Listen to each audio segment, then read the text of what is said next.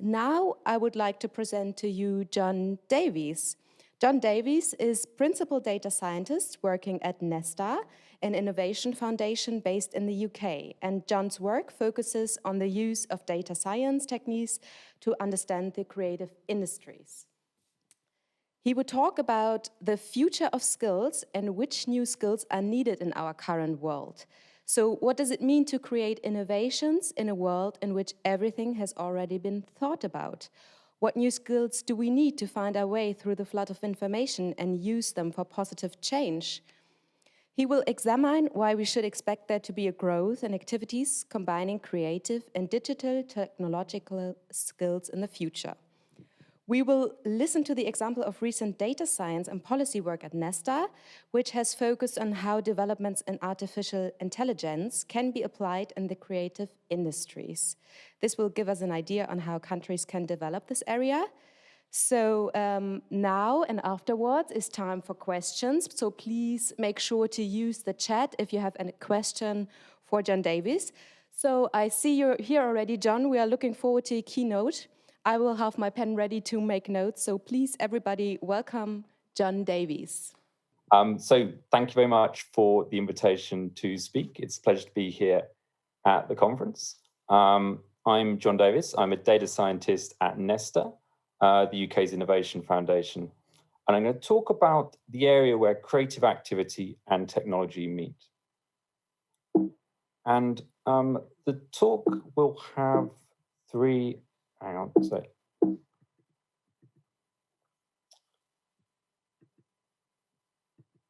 Yeah, the talk will have three parts. I'm firstly going to talk about the creative industries and digital change. I'm then going to talk about the outlook for creative skills, and then going to focus on a very specific part of digital change, the role of AI in the creative industries and what the policy response should be. But firstly, to introduce the organization that I work for. Nesta is the UK's Innovation Foundation. We're a not-for-profit organisation that's independent of government, and we have the objective of making the UK more innovative and achieving social impact. And we lead a research centre that's focused on the Creative Industries Policy and Evidence Centre. And I'm going to talk quite a lot in this discussion about creative jobs and creative industries. So I thought it'd be useful to define what I mean by that, broadly speaking. So when I talk about creative jobs, I mean jobs like being a designer, being a musician, being an artist, being an architect, being a writer, being a programmer. And when I talk about creative industries, I mean industries that employ a high proportion of people in creative jobs. So for example, the design industry, the fashion industry, the film industry, computer games, music, architecture. And the UK's creative industries are kind of broadly follow these definitions, and we have a definition for creative jobs as well. So that's as context. But we have quite general, obviously there's quite a lot of variety in the creative industries. And I think one of the reasons why we have this overarching concept of the sector is that creative industries are an ecosystem. Slightly jokingly here, I've called it the Harry Potter economy. But I think Harry Potter illustrates quite well how the different parts of the creative industries come together. And I'm talking about Harry Potter, but I could talk about other TV series, so like Game of Thrones, Babylon Berlin, etc. So in Harry Potter, you have the books, the original creative content by J.K. Rowling. You have the films of the books, the visual effects that are used to make the films, the acting talent in the films, the off-screen talent that makes the film, the promotion of that, the cultural heritage that's used as scenery for the films, and also the spin-offs that have occurred as a result of those series. So you have all these different parts of the creative industries coming together in the ecosystem. And if we were to talk about a technological change that's having a big impact on the creative industries, then one would focus on digital. Digital is central to creative industry supply chains. You have supply chains that are purely digital, electronic music, computer games, where the content is created, distributed, and consumed digitally. You have physical to digital, So, for example, if you have a theatre performance that's then streamed online, then you have it consumed digitally but produced physically. Going in the other direction, most designed objects these days start life being designed on a computer, and then that's later turned into a physical product. And you also have the two combined at the same time. So, for example, in augmented reality, you try and put a digital object in a physical space, or in, say, Internet of Things. So what you have is digital being embedded across the creative industry supply chain in very sophisticated and pervasive ways. And one of the characteristics of this is that it's creating ecosystems of skills. And to illustrate this a bit, here we have meetup groups in Berlin. Each dot is a meetup group. The groups are connected if certain levels or numbers of our participants of one meetup group are members of another. And you can see this ecosystem of artistic groups, groups connected with blockchain, groups connected with startups, groups connected with virtual and augmented reality. So this sense in which digital is bringing these different skills and communities together. And if we look at ways technology is affecting artistic activity, one of the things it's doing is it's also creating communities. I mean, the communities I just spoke about were physical, but to some extent, but you also have communities that have been created online. Spaces like the digital platform GitHub, online markets where people trade games assets or share 3D printing designs. There's also been a growing use of algorithms in the creative process, with breakthroughs, recent breakthroughs in artificial intelligence, which I'll come on to talk about. And also developments on the hardware side are stimulating artistic activity. Small-scale platforms, hardware like the Raspberry Pi and Arduino are being used by artists for art installations, and you have new developments in AR and VR are providing new creative outlets. But the change is not necessarily or exclusively in one direction. It can go in other ways as well. There's a sense in which the creative industries have also contributed to technology development. In computer games, the desire to have 3D graphics to represent a 3D object on a 2D screen led to the development of a new kind of chip, the GPU, which is now important in machine learning and digital cryptocurrencies. Computer game technology has also become very sophisticated, and to such an extent that, to give one example, self-driving car manufacturers, one of the things they do when they're developing self-driving cars is use a games engine to test virtually their self-driving car. So you have game environments being used in contexts outside the creative industries. And you also have examples of artists developing technology for their own use. So for example, Ableton, which was developed by electronic musicians and is a leading digital music software. And if we think about why you might expect demand for creative skills to grow in future, there are some reasons for that. Recognizing, of course, that we have a difficult situation at the moment that means some of these trends have been disrupted. But hopefully when things get back to normal, you would expect these things to play out. So as the world population develops, it increases in size, incomes levels rise, education levels rise, it seems likely that global tastes will just become more demanding. And that probably implies demand for products combining both form and function together is likely to increase. Arguably, the success of Apple computers is an example of this. And one of the implications of that is probably that there'll be a lot of applications for creative skills outside the creative industries in the wider economy. This is true already, of course. Many people in creative occupations work outside the creative industries, but there'll be probably more of that in future. Thinking about things from the supply side, one of the things that's probably going to happen is as manufacturing becomes more automated, more commodified, then that provides an incentive for companies to focus on design, as that's likely to constitute a greater share of value added. And this is something that happens online already, but there's likely, as we get more data related to products, there's going to be greater integration of, say, user experience, design, and data skills not just in the online space, but in the physical one as well. And one of the things we've done at Nesta is we've done some foresight work looking at skills that are likely to grow in future. And so we kind of set out some scenarios that are likely to be important for the future. So, for example, climate change and automation, and got some people to identify jobs that they thought were likely to increase in future. And we then looked at the skills associated with those jobs. And so you can see some of the skills that we think are likely to be more important on the screen. And originality in particular is as an area that's associated with the creative industries and was one of those skills likely to increase and become more important in future, which in turn implies more demand for creative work.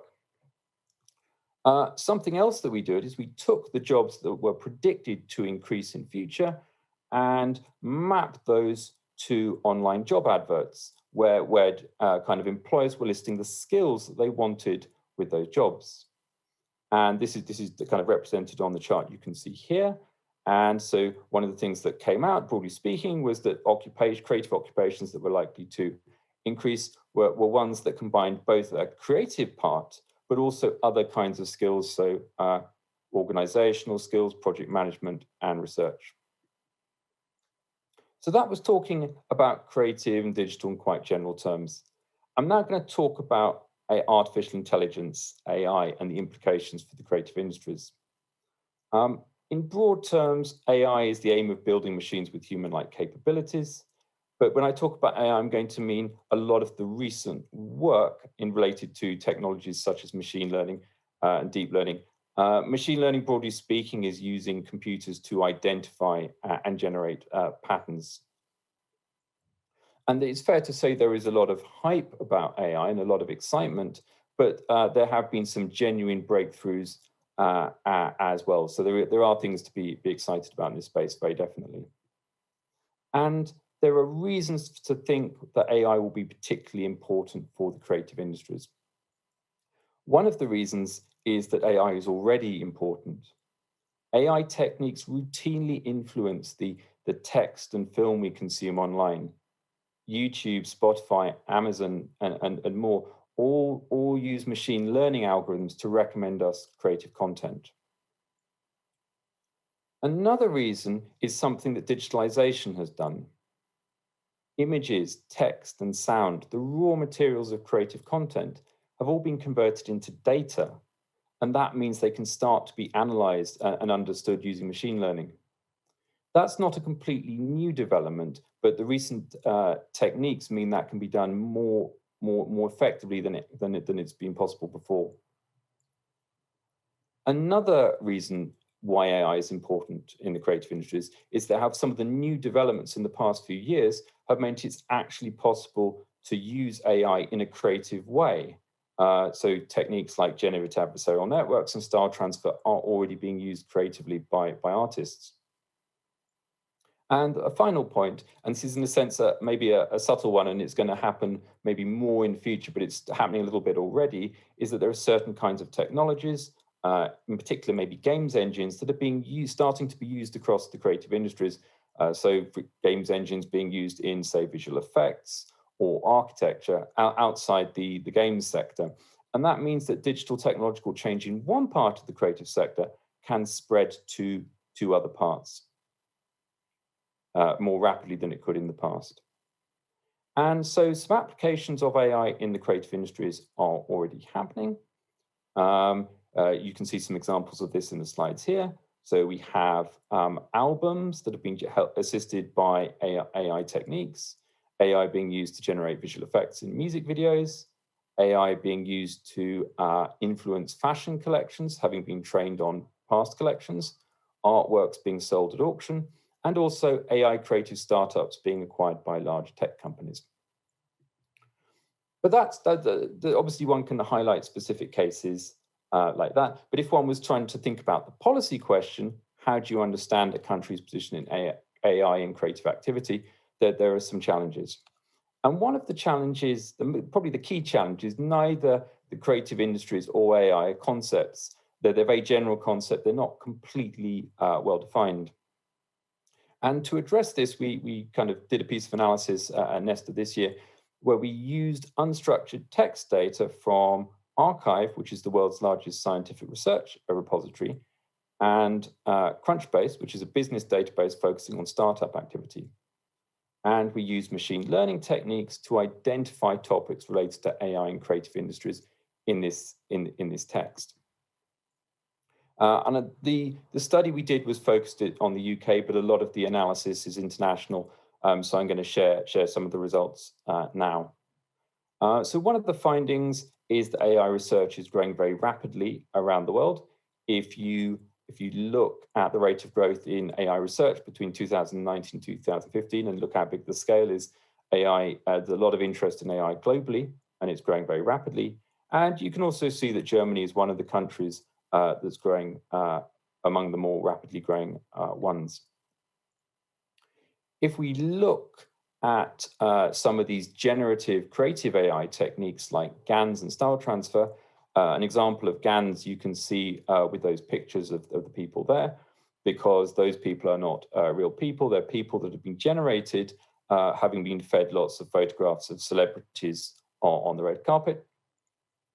If you look at levels of activity by country in GANs, the US and China, and this is a general finding that we find, if you look at other things as well, are the most active countries in terms of publications. But in Europe, the UK and Germany are the most active countries in terms of levels of AI research. These AI techniques are starting to be used creatively. As I mentioned, we also looked at startups in this space. This is showing international data on startups.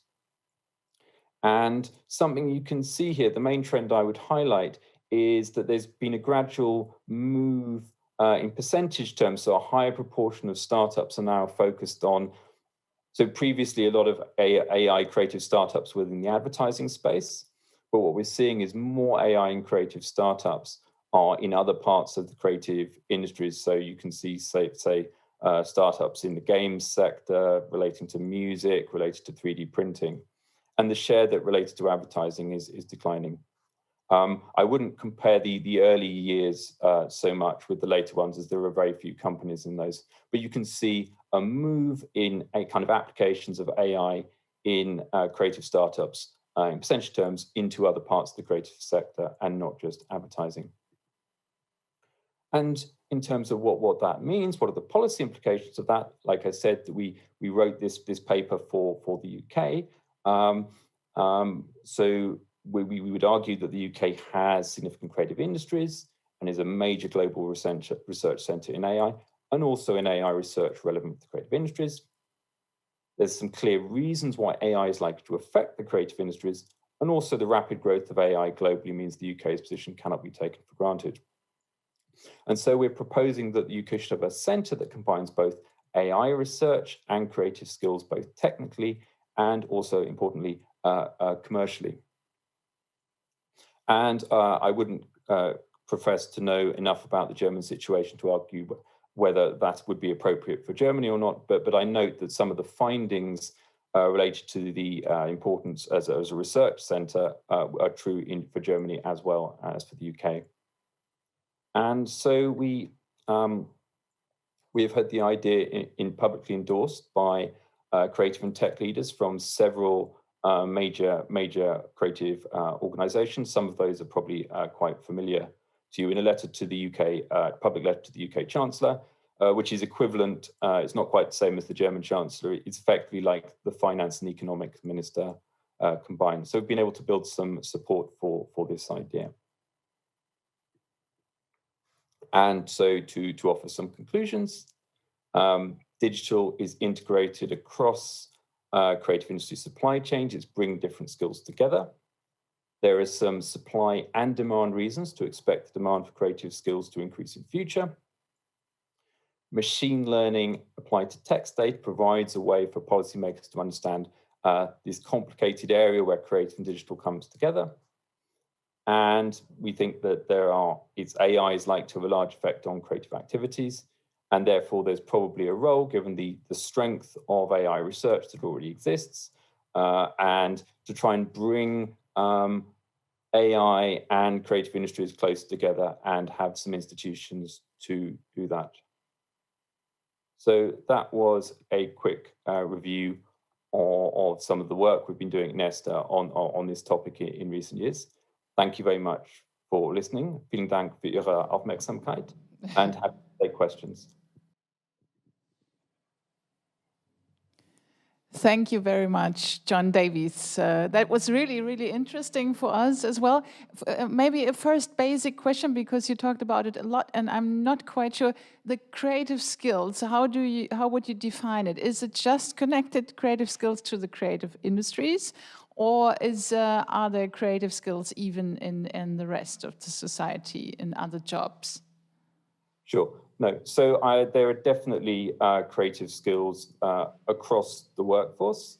So anyone who's had ever kind of any contact with, say, I don't know, physics or maths or engineering knows that these are highly creative areas, as are many other activities.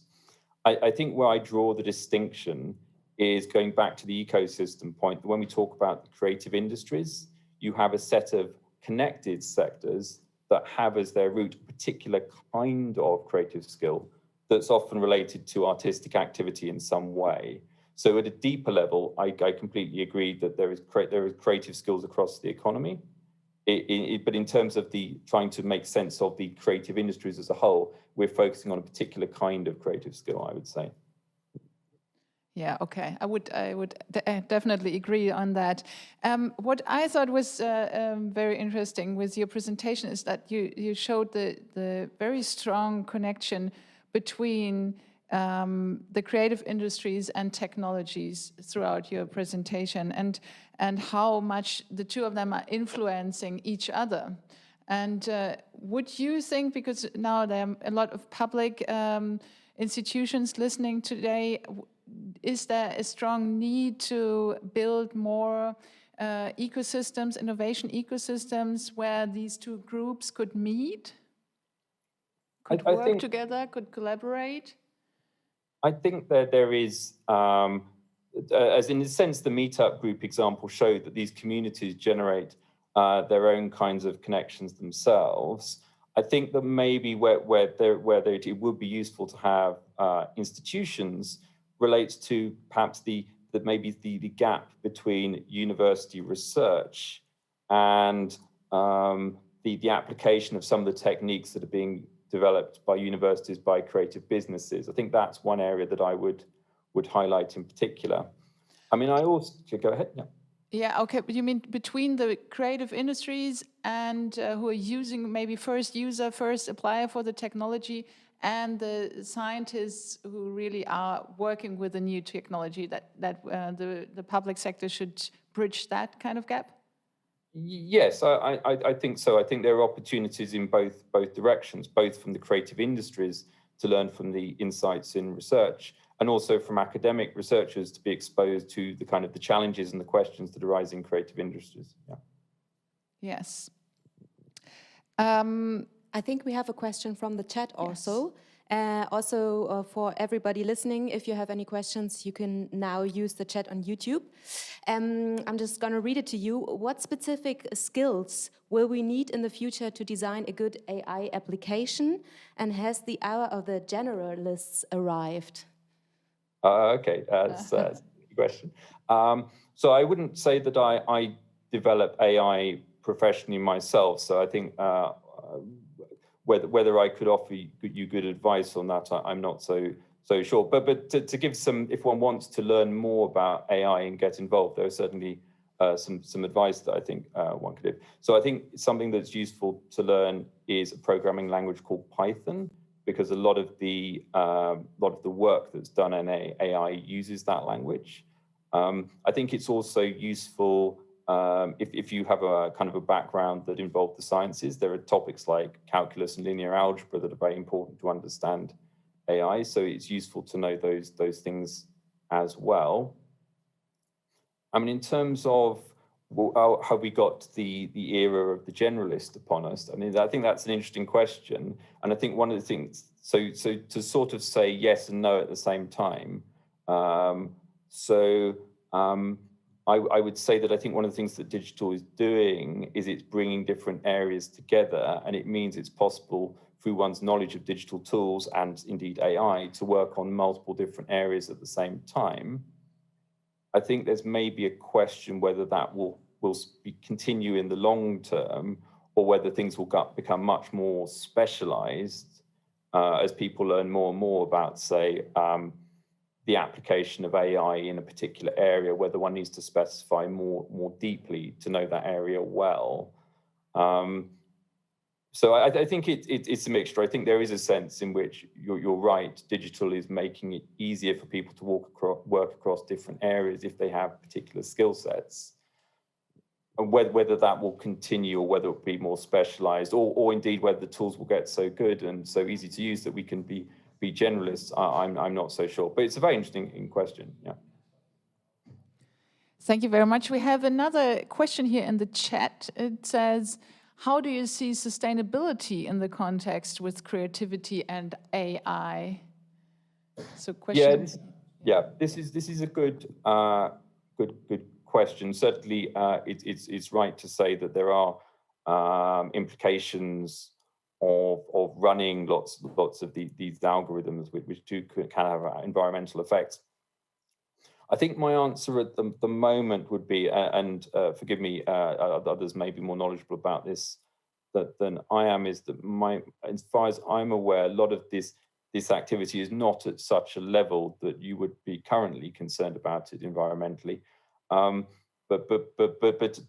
on the general point, I think if there's an environmental issue, I think one would want to look at it across the board, rather than focusing on this kind of activity specifically, would be my answer to that question. Yeah, thank you very much. I have also one more question to you. It's a more general question. We here in Hamburg, we're working with cross-innovation. We deeply believe that creative skills should always be taken into account in the very early phase of innovation when ideas are developed. We see that as our strategy, or at least we believe in that. Would you agree on that? Do we need creative skills, like creative skills as you define them, always in the early phase of innovation? Yeah, I think that's true, because I think one of the things that happens with projects quite naturally is the further down they get, the less room for maneuver there is. So it's only by having the creative skills at the very beginning that you can explore as many possibilities fully, and open the widest potential for the project. Whereas it's harder to do that when you're further down the line. Yeah. Thank you very much, John Davies from Nesta. Thank you for taking part in our cross-innovation conference. Thank you.